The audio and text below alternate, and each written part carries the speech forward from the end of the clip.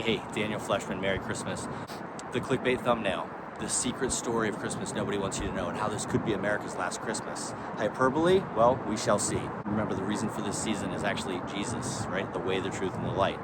I'm sure many of you have seen the movie The Passion of the Christ.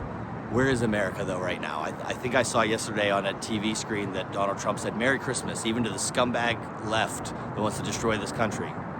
Nonpartisan video. I'm not going left, I'm not going right. But where's America when this is what we're saying in the Christmas season, right? When most Americans, including myself, think of Christmas, the first thing they think of is All I Want for Christmas Is You by Mariah Carey. And that makes sense because Christmas is about love, but there's a secret story of Christmas that almost nobody talks about anymore.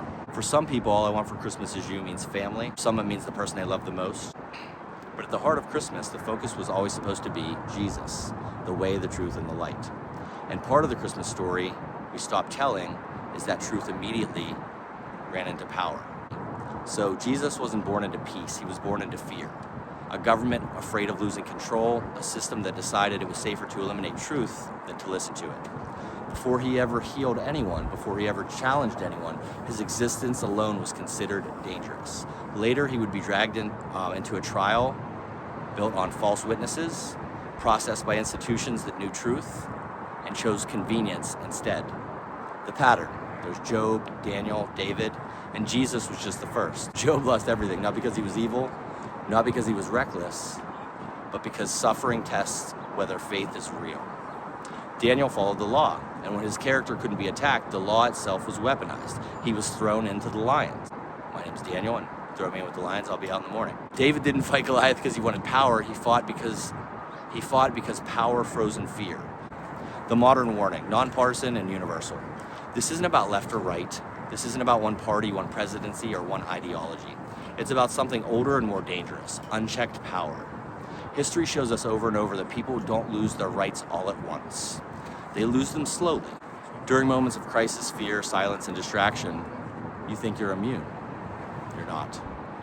You're one divorce, one accusation, one crisis, one financial collapse away from discovering how fragile rights can be when nobody's paying attention. Millions of Americans feel in different ways family courts, regulatory systems, financial systems, institutions that quietly start acting like they're above accountability.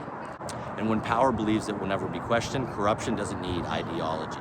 It just needs silence. This is bigger than me, it's bigger than you. This is bigger than one story, bigger than one Christmas. If we forget what Christmas actually represents, truth entering the world without permission, we shouldn't be surprised when freedom quietly fades. So before the music ends, before the lights come down, before we move on to the next distraction, pay attention. Because Christmas doesn't end at the cross, it ends at the empty tomb.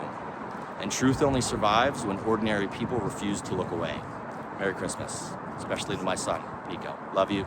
I believe in you. You're the greatest. You can do anything. See you soon.